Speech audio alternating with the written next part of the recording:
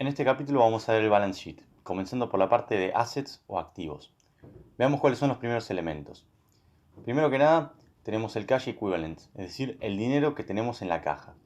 El segundo elemento que vemos se llama accounts receivable, es decir, las cuentas por cobrar de clientes. ¿Qué significa este ítem? Cada vez que vendemos un producto, emitimos una factura al cliente, y el cliente tiene una determinada cantidad de días para pagarnos. Cada vez que tomamos una foto del balance sheet, siempre vamos a tener en nuestra cuenta, siempre vamos a poseer ciertas facturas que el cliente aún no nos ha pagado. Es decir, esto nos genera un derecho sobre los clientes, un derecho a cobrar dinero futuro. Por lo tanto, tenemos que contabilizarlo como nuestros activos, como posesiones. Es dinero que aún no hemos cobrado, pero que vamos a cobrar. Luego tenemos el inventario, inventory.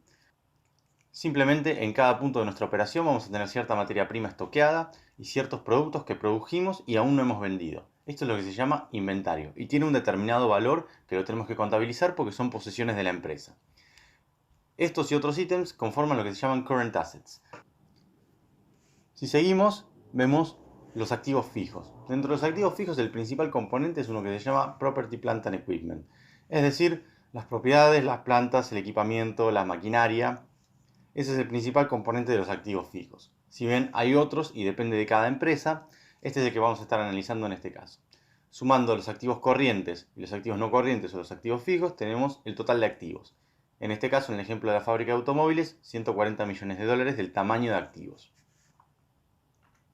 Si pasamos ahora a ver la otra parte del balance sheet, es decir, la parte del capital, tenemos dos componentes, liabilities y equity, que son los que financian a los activos. Veamos cuáles son los componentes de liability. Por un lado tenemos cuentas a pagar, accounts payable. Esto significa que cada vez que nosotros le compramos a un proveedor, el proveedor nos da una factura y por lo tanto el proveedor tiene derecho a cobrarnos a nosotros. Es decir, es una deuda que nosotros tenemos con el proveedor y por lo tanto tenemos que contabilizarlo como si fuera una deuda. Por otro lado tenemos efectivamente deudas de corto plazo. ¿Qué significa una deuda de corto plazo? Cada vez que tomamos una foto del balance sheet, las deudas de corto plazo vencen en menos de un año. Es decir, tenemos que repagar esa deuda en un término menor a un año.